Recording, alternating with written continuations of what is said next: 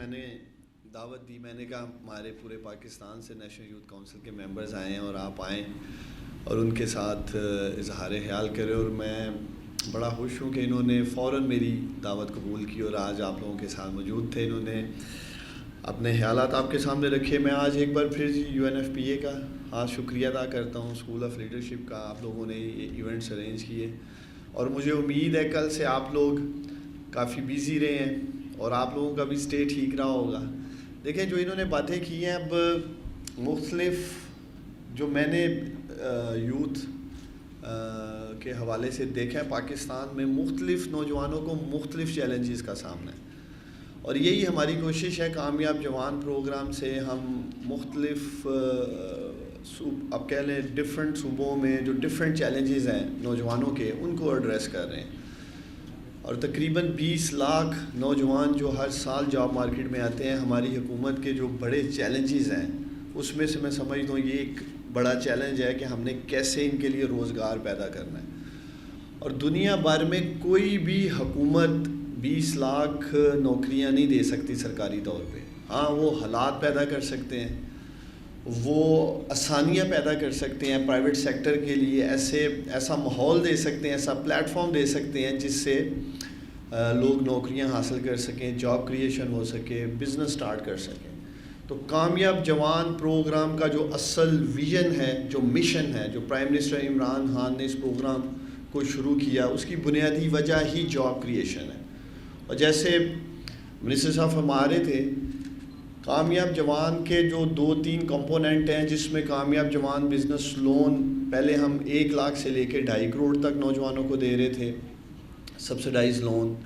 اور ایک پہلا ٹیئر خاص طور پہ ان نوجوانوں کے لیے بنایا گیا تھا 10 لاکھ کا, جو سٹارٹ اپس کرنا چاہتے ہیں, جن کے پاس آئیڈیاز ہیں لیکن فائنینشیل کنسٹرینس کی وجہ سے, ایکسیس ٹو فائنینس نہ ہونے کی وجہ سے, وسائل تک رسائی نہ ہونے کی وجہ سے وہ نوجوان پیچھے رہ جاتے تھے. تو اس لیے ہم نے خاص وہ ٹیئر بنایا تاکہ کوئی کولیٹرل, کوئی سیکیورٹی, کوئی گارنٹی آپ لوگوں کو نہ دینی پڑے.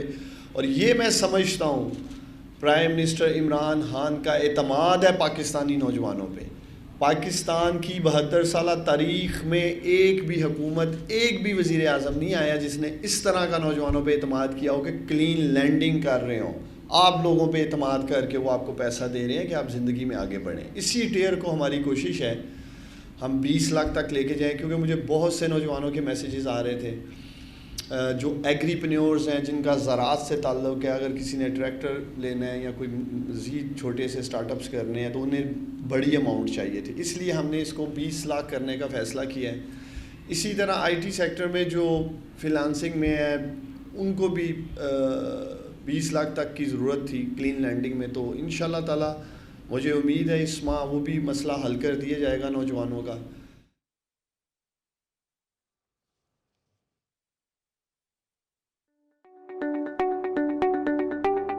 دنیا میں اس سارے خطے میں جو سب سے بڑا مسئلہ بنا ہوا ہے وہ ہے انڈین ویریئنٹ. اگر آپ اس کی احتیاط کر لیں تو ہم اس کو یہ جو اب خوف ہمیں آ رہا ہے کہ چوتھا ویو آنے والا ہے, تو ہم اس سے اپنے ملک کو بچا سکیں.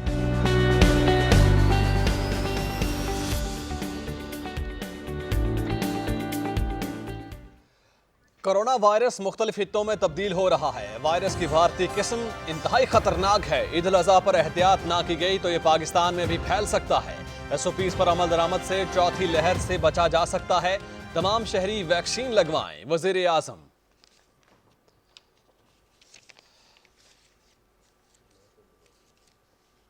شادی ہالز اور ریسٹورانٹس میں ویکسینیشن سرٹیفکیٹ سے متعلق SOP پر عمل نہیں ہو رہا.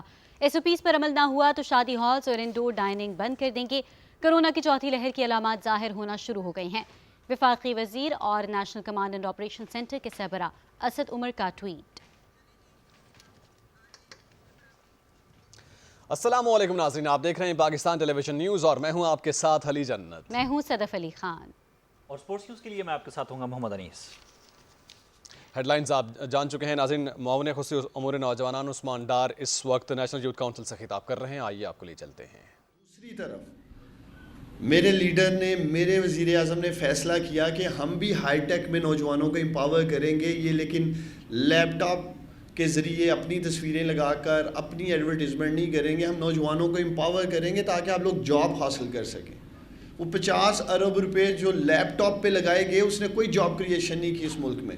اور الحمدللہ جو 50,000 ہم نے ہائی ٹیک اسکالرشپس دی ہیں, جو کہ میں کہہ رہا ہوں لیپ ٹاپ سے بھی زیادہ کاسٹلی تھیں, اس میں جاب کریشن ہوئی ہے.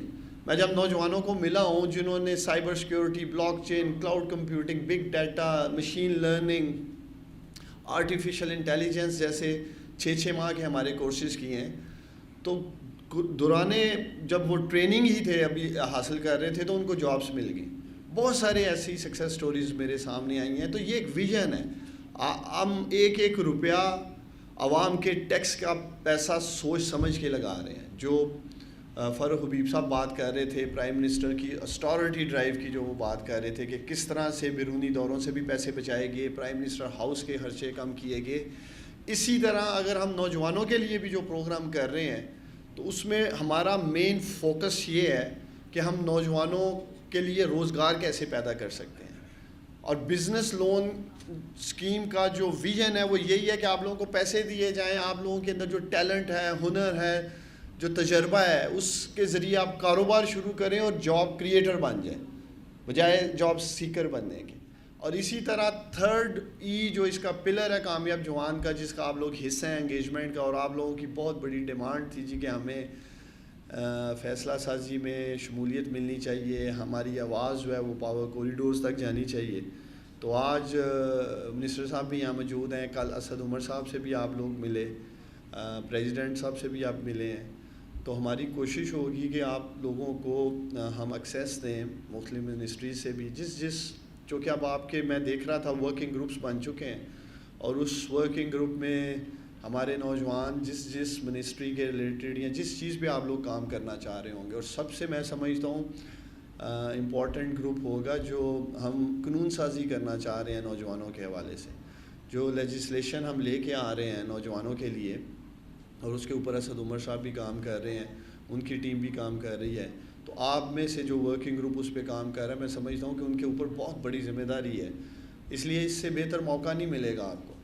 نیشنل یوتھ کونسل میں آپ کو وہ پلیٹ فارم دیا ہے جس میں آپ ملک کے نوجوانوں کی ترجمانی کر رہے ہیں, جو ان کے مسائل ہیں ان کی نشاندہی کریں. اور میں آپ کو یقین دلاتا ہوں کہ انشاءاللہ تعالی جہاں جہاں ہمیں قانون سازی کی بھی ضرورت ہے, لیجسلیشن کی بھی ضرورت ہے, یا اداروں کے اندر آسانیاں پیدا کرنے کی ضرورت ہے تاکہ ہمارے نوجوان اوپر جا سکیں, وہ انشاءاللہ تعالی ہم کریں گے. تو آخر میں جی میں ایک دفعہ پھر آپ سب کو ایک تو مبارکباد دیتا ہوں, اور میں پوری امید کرتا ہوں جس مقصد کے لیے یہ نیشنل یوتھ کونسل بنائی گئی, اب آپ کے ورکنگ گروپس بن چکے ہیں, اور اس کو ہم انشاءاللہ تعالی دیکھیں گے کہ اس میں سے کیا ان پٹ ہمیں ملتا ہے. جو بھی آپ لوگ کام کریں گے انشاءاللہ تعالی, وہ میں آپ کو یقین دلاتا ہوں ایک تو متعلقہ جو منسٹریز ہیں یا ادارے ہیں ان تک پہنچایا جائے گا. پھر پرائم منسٹر عمران خان صاحب کے ساتھ بھی ہم ملیں گے, اور جو اصل مقصد ہے ہمارا پاکستان کے نوجوانوں کے لیے آسانیاں پیدا کرنا تاکہ وہ زندگی کے میدان میں اوپر جا سکیں. بہت شکریہ. میں UNFPA کا خاص شکریہ ادا کرتا ہوں, اسکول آف لیڈرشپ کا, اور میں دیکھ رہا تھا یہاں لورا بھی بیٹھی ہوئی ہیں UNDP سے, UNDP کا بھی میں شکریہ ادا کرتا ہوں. UNDP نے بھی ہمارے ساتھ, اور ان تمام انٹرنیشنل ڈونر پارٹنرز کا جو ہمارے ساتھ کام کر رہے ہیں, اور پاکستان کے اس مشکل وقت میں یہ ہمارے ساتھ مل کر نوجوانوں کی ڈیولپمنٹ پہ کام کر رہے ہیں, نوجوانوں کی تعمیر و ترقی پہ کام کر رہے ہیں. انشاءاللہ تعالی یہ ملک ایک عظیم ملک بنے گا جو پرائم منسٹر عمران خان کا خواب ہے, اور اس کا انشاءاللہ تعالی آپ لوگ حصہ بنیں گے, اور آپ لوگ انشاءاللہ تعالی اس ملک کو اوپر لے کے جائیں گے. کامیاب جوان, کامیاب پاکستان, پاکستان زندہ باد.